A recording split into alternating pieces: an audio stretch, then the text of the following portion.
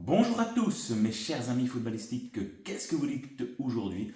Eh bien, on continue notre petit tour de l'Euro avec voilà, les troisièmes matchs qui continuent et les verdicts qui commencent à tomber. Et on attaque directement avec aujourd'hui donc le match de la France qui affrontait la Pologne pour son dernier match. Pologne qui était déjà éliminée. Et de l'autre côté, il y avait l'Autriche contre les Pays-Bas. On a essayé de suivre un petit peu les deux matchs en même temps, un sur la télé, un sur le téléphone. Bon, c'était pas évident.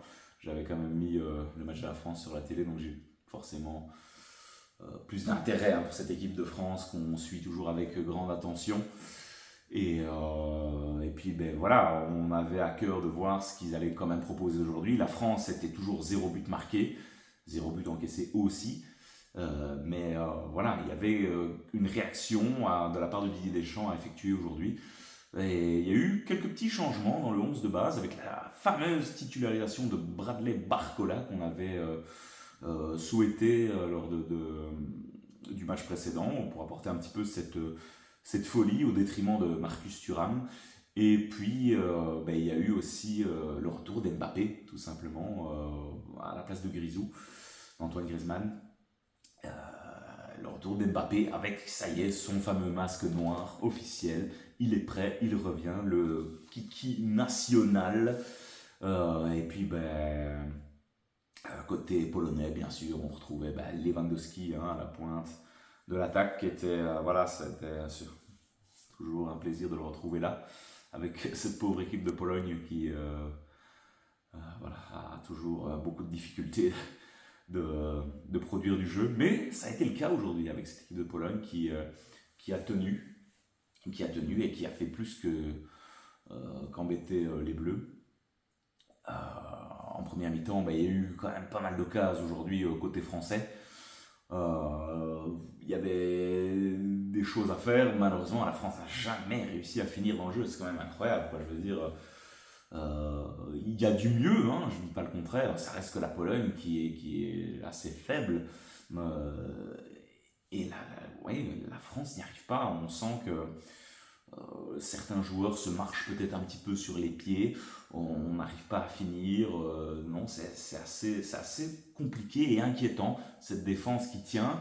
Mais voilà, à part Comte qui vole un petit peu partout, il va falloir passer un step dans la suite de la compétition. Après, on connaît les Français, on sait qu'ils sont capables clairement de le faire. Didier Deschamps maîtrise ce format de compétition, je l'ai déjà dit. Donc j'attends de les voir ici en huitième. En plus, voilà, ils sont tombés dans le côté gauche avec toutes les équipes de fous, avec l'Allemagne, avec l'Espagne, avec le Portugal. Ouais, le côté gauche du tableau, il est effrayant. Alors s'ils sont tombés là, c'est pourquoi? C'est tout simplement parce qu'il y a un scénario de dingue qui s'est produit dans l'autre match entre l'Autriche et les Pays-Bas. C'est l'Autriche qui a été gagnée et c'est l'Autriche qui finit premier de ce groupe, les amis. Qui aurait parié ça? Franchement, aurait signé que l'Autriche aurait fini en tête du groupe devant la France et les Pays-Bas. Les Pays-Bas perdant du jour quand même, parce que bon, voilà, ça devrait quand même le faire au niveau du meilleur troisième. Mais inquiétant. Moi, à la place des Pays-Bas, aujourd'hui, Sabitzer qui fait encore un gros match et qui va offrir la victoire à la fin, un magnifique but. Donc très très belle performance des Autrichiens. Gros coup de chapeau pour leur performance. Jamais on aurait pu prédire que dans ce groupe-là, on allait retrouver les Autrichiens à la première place. Pour en revenir juste rapidement côté français, oui, ici, encore une fois, ok, ils ont marqué aujourd'hui 1-1, penalty, Mbappé, bien tiré. Kylian qui est quand même assez en jambes, mais inquiétant, moi je vous le dis, inquiétant. Et puis on commet une faute d'Upamecano, penalty pour Lewandowski, que Mike Maignan arrête dans un premier temps. On va rechoter parce que voilà, il n'avait pas ses deux pieds sur la ligne. C'est toujours terrible ça, ce genre de décision. Et puis Lewandowski va aller marquer. Et puis je suis désolé, les Polonais ont eu carrément quelques occasions en fin de match pour même aller chercher la victoire. Donc, ouais, c'est assez terrible. Et puis, Deschamps a fait tourner. Il s'est contenté de cette deuxième place. Il a fait rentrer un petit peu tout le monde. On a fait sortir Conte, Rabiot, Barcola. On a fait monter des Fofana. Griezmann est remonté aussi. Bon, voilà, on a fait tourner Giroud, je pense aussi. Mais voilà, c'était pas terrible, mais voilà, la France est là et je les attends vraiment. Est-ce qu'ils vont réussir à passer à la vitesse supérieure? Ça risque d'être terriblement intéressant. Ensuite, on enchaîne avec le groupe de l'Angleterre et l'Angleterre face à la Slovénie et le Danemark face à la Serbie. C'était le dernier match c'était, oui, de la honte, je suis désolé, mais on finit par des matchs soporifiques, 2-0-0. C'est dégueulasse, quoi. Franchement, l'Angleterre, déjà au match précédent contre le Danemark, ils ne nous avaient pas rassurés. Il rassure encore moins aujourd'hui. Enfin, je sais pas ce qui se passe dans cette équipe anglaise avec Gareth Southgate. Voilà, c'est même un peu même chose que la France, la même image, cette équipe d'Angleterre. Est-ce qu'ils en gardent sous la pédale pour pouvoir passer au niveau supérieur au prochain match? Ça reste à voir. Par contre, eux, ils finissent quand même premiers de leur groupe, les Anglais, et ils finissent du bon côté du tableau. A priori, ce serait plus facile, ça restera à voir. Mais aujourd'hui, j'ai pas été du tout séduit par cette équipe anglaise en première mi-temps. C'était vraiment pas terrible. Et puis, pourtant, on a quand même, voilà, on a tous ces joueurs offensivement, on va pas les représenter, mais on a l'impression qu'ils n'ont jamais réussi à se trouver. Foden et Kane, ils sont toujours à contre-temps, ils n'arrivent pas à se trouver. C'est assez bizarre. Et puis, il y a eu la titularisation de ces Gallagher à la place de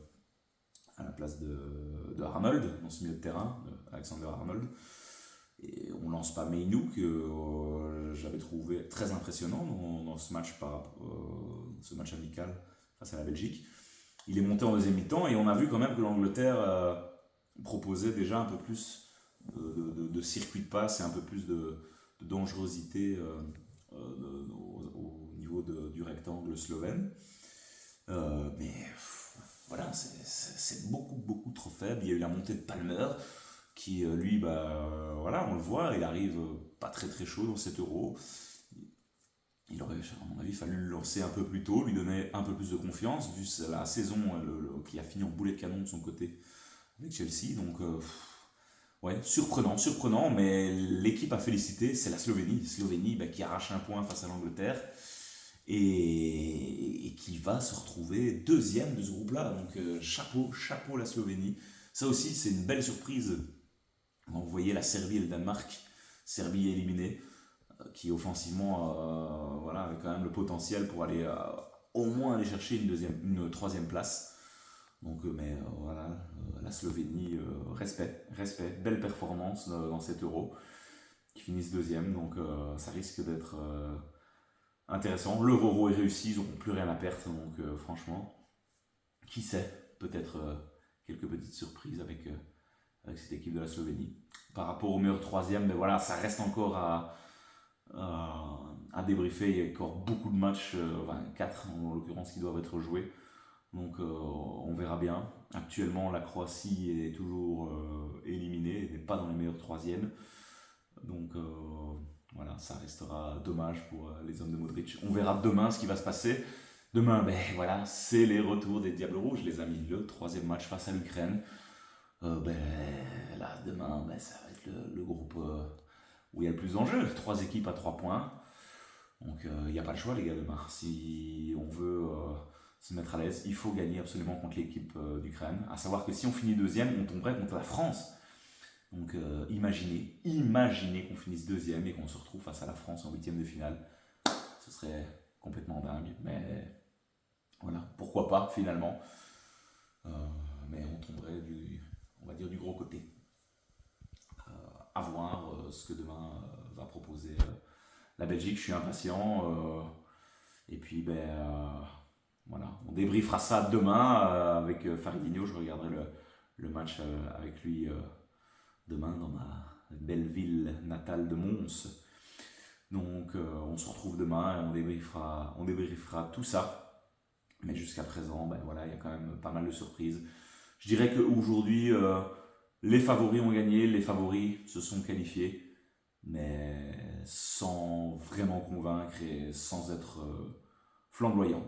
On les retrouvera au prochain tour et on est bien conscient que ces équipes-là sont capables de passer à la vitesse supérieure. Ils nous ont peut-être floués pendant les groupes. Et voilà, ça peut finir clairement en boulet de canon. On en reste là. Dites-moi, vous, ce que vous avez pensé des matchs du jour. Est-ce que vous avez été convaincu aujourd'hui par le coaching de Didier Deschamps et de Gareth Southgate? Est-ce que ces équipes-là en laissent sous la pédale ou clairement on arrive sur le plafond de ce que ces équipes-là peuvent proposer? On en débat ensemble, mes chers amis, en commentaire. On se retrouve demain sur la chaîne de Del Piazza.